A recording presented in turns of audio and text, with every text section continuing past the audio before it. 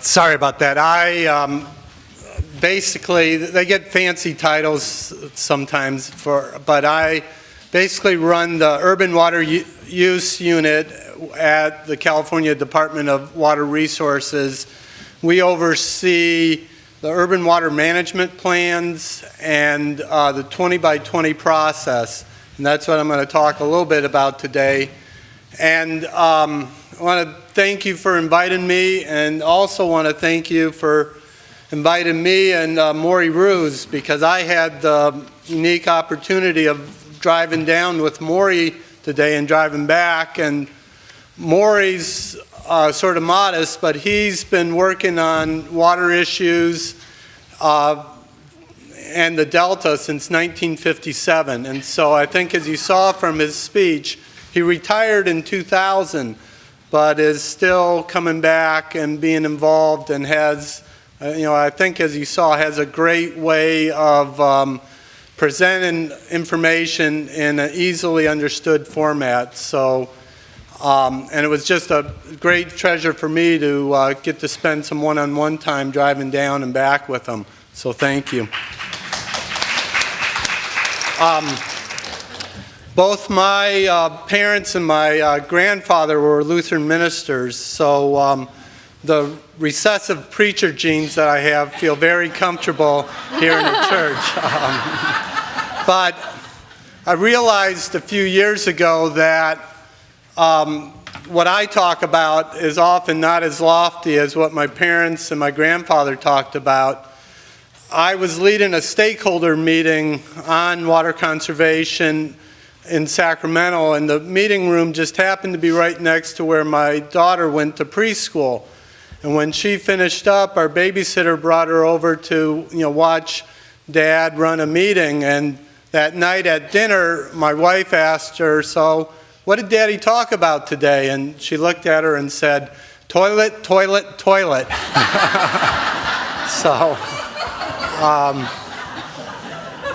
So anyways, I work on water conservation, and the topic of this panel is governance, and I'm going to try to tweak it a little bit to explain how conservation fits into this whole Delta California water supply conversation. So this is actually following up on some of the charts that Maury gave, and these are potential uses. This is from the California Water Plan, actually the 2005 plan, and I hope in future plans we can better illustrate some of the sources that Elizabeth was talking about. The rainwater, we're working on stormwater in the 2013 update, but have even better data to have information on the potential for gray water to add to our sources. But I show this slide particularly to show the importance of conservation. These are sources of additional water, that could help, meet the demand and water supply balance as we go forward. And so, as Maury showed, enhancement of precipitation, conveyance improvements, desal, ag water use efficiency, surface storage is all, roughly, at the top end, the estimate is up to 1 million acre feet. And then recycled water, the possibility of going to 1.4, conjunctive use, 2 million acre feet. But conservation, especially urban conservation, and this is what we refer to as demand reduction. And there's this difference between water that's out of the system, and what we're referring to here is just reducing the actual demand for water, making us more drought, our water supply is more reliable during drought years. And urban water use sufficiency, the high-end estimate could be as much as 3 million acre feet. So it is an important and component of trying to match supplies and demands and improve the delta. So since we are talking about governance, I was going to talk about some of the key laws and changes that affect urban water conservation.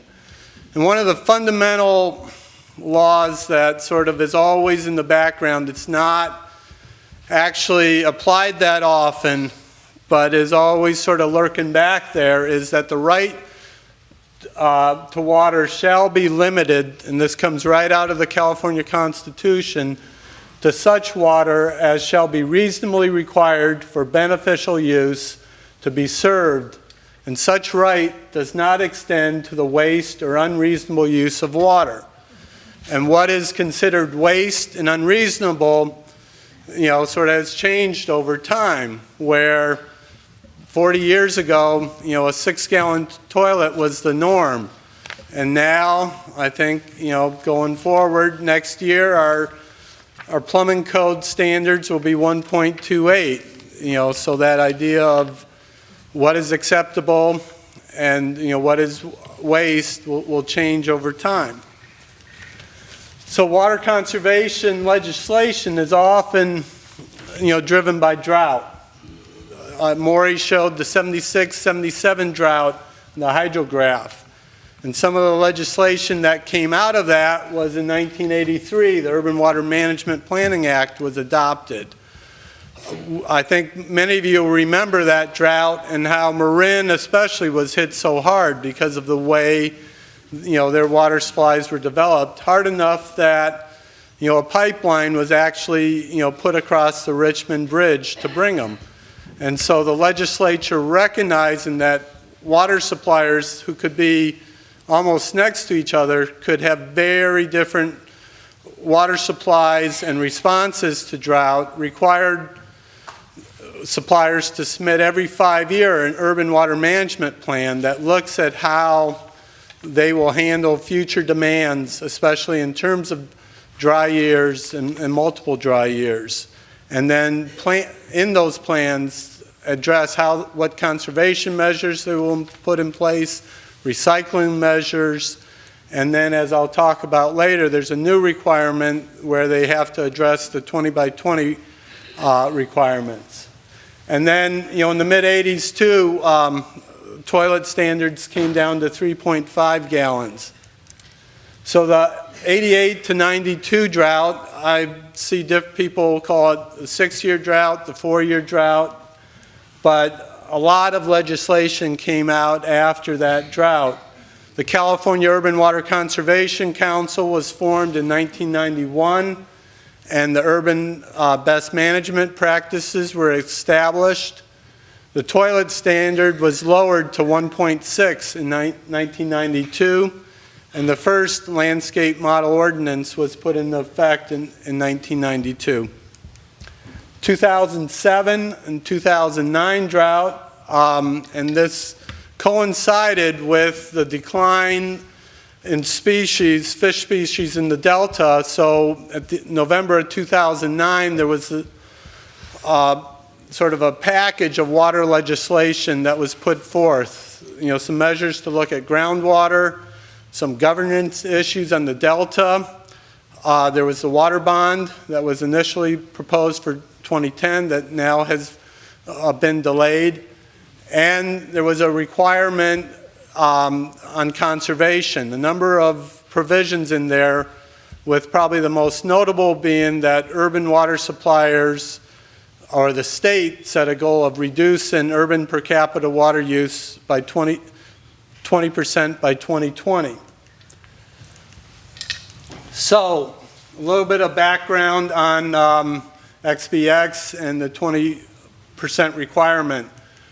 Urban water suppliers in their urban water management plan that was submitted to DWR in the summer of 2011 calculate a baseline water use, which is roughly from 1995 to 2005. And then using that baseline, they calculate a target water use, and this is all on a per capita basis. And with a target of, and this is a statewide average, it was legislation, so there was actually 4 different ways for suppliers to calculate their target, but the state's goal is to have a 10% reduction by 2015 and a 20% reduction by 2020. And with the provision that suppliers not meeting their targets are ineligible for water management grants. And, but I think even stronger than that, and maybe Steve will address this later, is water suppliers don't want to be on the wrong side of a target, almost from the PR perspective. And so there's that social pressure that is, you know, making sure that they can say we have met our requirements and our goals that way. So some examples from local agencies. East Bay Mud had a baseline of 165 gallons per capita per day, GPCD.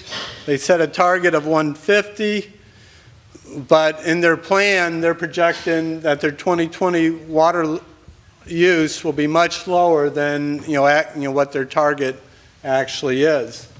San Francisco Public Utilities Commission is under 100 gallons per capita per day, which according to the way the law is written, they are exempt.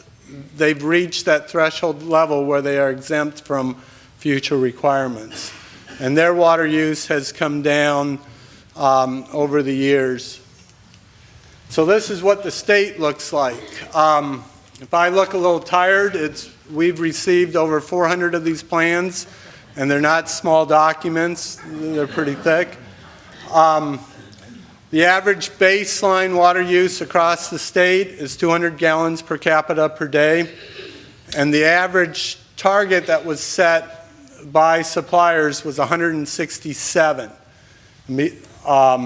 And so with the statewide goal, actually, in 2020, of reducing water use down to 160 gallons per capita per day.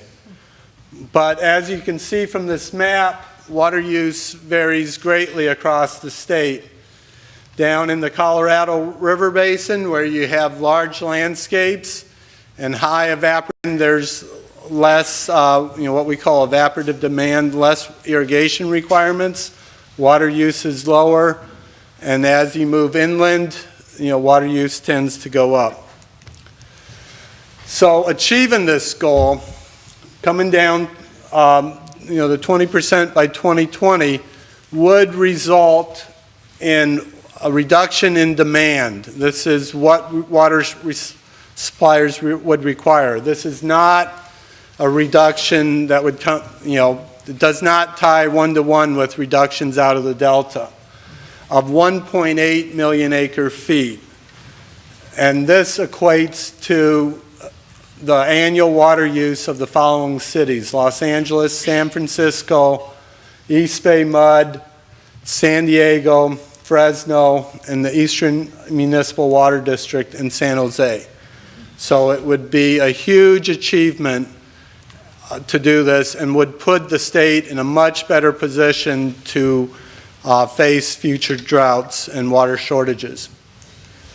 So on agricultural water use, XB 7X7 had some provisions in that. One, all ag water suppliers, DWR was required to adopt a water measurement regulation. They're now required to submit agricultural water management plans to the department, and DWR will be updating a list, working with stakeholders to update a list of efficient water management practices.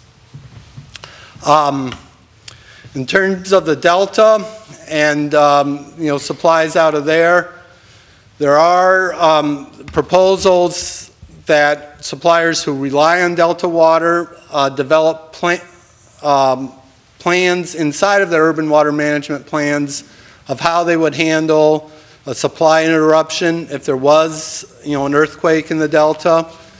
And then a number of suppliers, as I was listening, I wish I had caught some of these graphs. Down in Los Angeles, the West Basin Municipal Water District has a great graph or a pie chart where they're showing how they are shrinking their percentage of Delta water use, relying less on imported water, trying to rely more on, their own local existing water. I think, the success of this has been, if you look at the Los Angeles area, where they are currently using the same water that they were in 1990, but have had a huge growth in population. And water conservation and improved toilets has made that happen. So if you have questions, I'll look forward to those afterwards. Thank you.